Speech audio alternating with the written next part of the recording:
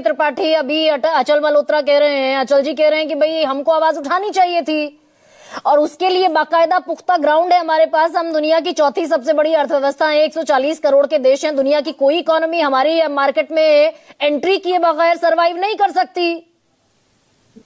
देखिए गरिमा जी, मेरे ख्याल से अचल जी की बात सही है, मैं उसकी तस्दीक करता हूं, लेकिन मैं ये नहीं मानता कि चूंकि हम चौथी सबसे बड़ी इकोनॉमी है इसलिए हमें ऐसा करना है। ये कारण नहीं हो सकता। कारण ये हो सकता है, ठीक है, जैसा कि आलोक जी ने कहा है, वो एक चीज है कि चूंकि हम लोकतंत्र अपने को सबसे बड़ा लोकतंत्र मानते हैं, लोकतांत्रिक मूल्यों के रक्षक मानते हैं, हमें ये चीज कहनी चाहिए थी थोड़ी और जोरदार शब्दों में। लेकिन मेरे ख्याल से शायद इसलिए नहीं कही गई कि आप देखिए हमारे साथ अमेरिका के व्यापारिक रिश्ते जो हमारे इकोनॉमी को बढ़ाते हैं वो काफी हैं। इसके साथ ही साथ डिफेंस का प्रोडक्शन, डिफेंस का जो हमारा इंपोर्ट है यूएस के साथ काफी है। शायद यही सोच करके हमने खुलेआम शब्दों में नहीं ये बात कही, थोड़ी दबी जबान में बात कही। हाँ, हम इजराइल और फिलिस्तीन का तो सर हम इस तरह की जो अनलॉफुल एक्टिविटीज हैं without declaring act of war, हम अनलॉफुल एक्टिविटी के शरीक हो गए ना फिर तो। और क्या हमने बंद कर देना चाहिए आपसे ये कहना कि भाई हम बुद्ध के देश हैं, हम शांति के पक्षधर हैं? देखिए ये बुद्ध के देश कहने का मतलब कोई नहीं रह जाता, क्योंकि आज के जमाने में आप कितना भी कहें हम बुद्ध के या महावीर के देश हैं, आखिर में बात यही आ जाती है कि विदेश नीति में, कूटनीति में सिर्फ अपना राष्ट्रीय हित ही सबसे ज्यादा होता है। जहां आपका राष्ट्रीय हित सधे वहां आपको काम करना चाहिए। आपको याद होगा कि पिछले 2000 तो सर अभी 1.5 साल पहले तक तो बामुश्किल 1.5 साल पहले तक हम कह रहे थे कि चाबार पोर्ट पर हमने जो अग्रीमेंट किया वो इस देश के इतिहास में स्वर्णिम अक्षरों में लिखा जाएगा। बामुश्किल 1.5 साल पहले तक नहीं, वो तो ठीक था, वो तो हमारे लिए भी फायदेमंद था एग्रीमेंट और ईरान के लिए भी था। लेकिन अब अगर सैंक्शन की वजह से वो एग्रीमेंट इम्प्लीमेंट नहीं हो पा रहा है तो इसमें हमारे उस कहने की कोई गलती नहीं। हमने तो कहा था, जो उस वक्त सही कहा था, उस वक्त भी और अभी भी, अगर वो खुल जाए तो चाबहार से जो व्यापार होगा, जो कॉरिडोर गुजरेगा, उससे न सिर्फ हमें फायदा होगा बल्कि ईरान को भी फायदा होगा, अफगानिस्तान को भी फायदा होगा, मध्य एशिया को भी फायदा होगा। सर लेकिन 1.5 साल पहले तक हमारा स्टैंड जो है बिल्कुल क्लियर फॉर्मेट में ईरान के साथ था ना, तो 1.5 साल में ऐसा क्या बदला? मैं बताता हूँ क्या बदला, सुन लीजिएगा। अगर आप ये कह रहे हैं कि ईरान के साथ चाबहार का एग्रीमेंट किया इसलिए हम ये मान लें कि हमारा स्टैंड ईरान के साथ काफी अच्छा था, तो ऐसे तो हमने यूएसए के साथ भी काफी एग्रीमेंट किए हैं। उससे ये नहीं पता लग जाता कि आप किसी के साथ एकदम से खड़े हो जाए। सर ओल्ड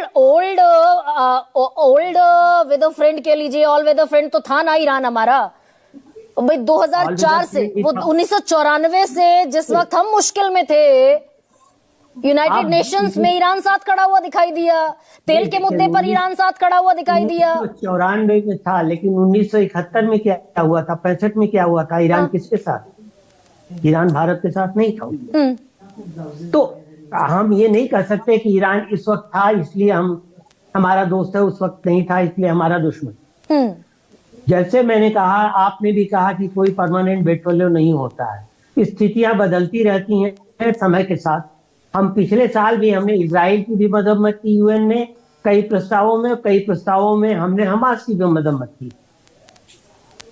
तो हम किसी के साथ खड़े नहीं रहे थे। हाँ, ये मैं बात मानता हूँ अचल जी की, हमको थोड़ा सा और मुखर होना चाहिए था, एकदम से ऐसा तो नहीं होना चाहिए। दूसरी चीज ये कि जिस देश के साथ उसके तथाकथित मुस्लिम उम्मा भी नहीं खड़े हुए हैं, किसी भी देश ने जबानी जमा खर्च के अलावा और कुछ नहीं किया। इवन चीन और रूस देखिए, तो जिसका साथ उसके देश, उसके धार्मिक संप्रदाय वाले उसके दोस्त नहीं दे रहे हैं।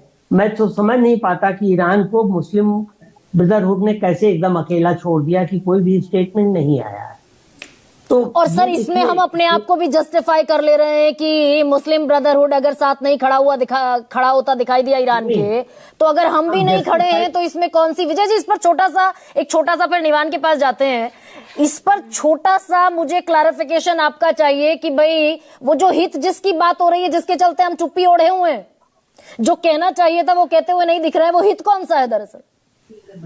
गरिमा जी, क्या है, हम लोग पॉलिटिकल जर्नलिस्ट है, तो हम काम करते हैं ब्लैक एंड व्हाइट में, और डिप्लोमेसी चलती है 500 शेड्स ऑफ ग्रे में। तो वहां कुछ भी ब्लैक एंड व्हाइट नहीं है, वहां इतनी लेयर्स ऑफ ग्रे कलर है कि हम उसको इस तरह से डिकोड ब्लैक एंड व्हाइट तरीके से नहीं कर सकते। हाँ। और आप जो बात करिए वही बात है कि हमारा ना कोई परमानेंट एनिमी है ना कोई परमानेंट फ्रेंड है। आज हमारे को इजराइल पर वैल्यूज तो है ना सर, कुछ वैल्यूज हैं जो भारत हमेशा से मेंटेन करके चलता रहा, और भारत इस बात पर फॉर्मली अफर्म करता है कि हम दरअसल संप्रभु राष्ट्र हैं। हमारी टेरिटरी में, भारत की टेरिटरी में कोई भी दखल अंदाजी नहीं कर सकता। इसीलिए हम पाकिस्तान की मुखालफत करते हैं, इसीलिए हमने अमेरिका की मुखालफत की कि भाई कश्मीर के मुद्दे पर कौन कैसे इंटरफेयर करता हुआ दिखाई देगा। नहीं, एक बड़ा बदलाव ये हुआ कि हम नॉन अलाइन डिप्लोमेसी से मल्टी अलाइन डिप्लोमेसी में आ गए। और जब नॉन अलाइन तो एक स्टैंड होता है, मल्टी अलाइन डिप्लोमेसी का मतलब ये है कि आज आप दोस्त हैं, कल कोई और दोस्त होगा, जिस दिन जिसकी जरूरत है उसके साथ हम खड़े रहें।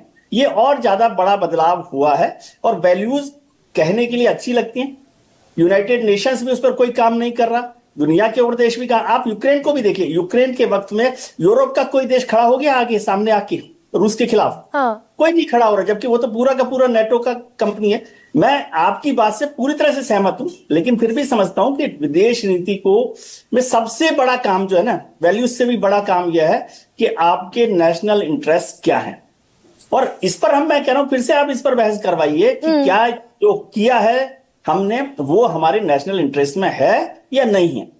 इसको बहस होनी चाहिए। और क्या सरकार को इस पर, जो हमारा विपक्ष है, हमारी जो पॉलिटिकल लीडरशिप है, हमारी जो पार्लियामेंट है, उसको भरोसे में लेना चाहिए था या नहीं लेना चाहिए था, ये सवाल हो सकता है। जैसे ट्रंप के खिलाफ हो रही है बात सर, लेकिन एक सवाल और बनता है, पहले मैं निवान के पास चली जाती हूँ, लेकिन सवाल ये है कि भाई ट्रंप जितनी भी ये हरकतें करते हुए दिखाई दे रहे हैं, उनकी अपनी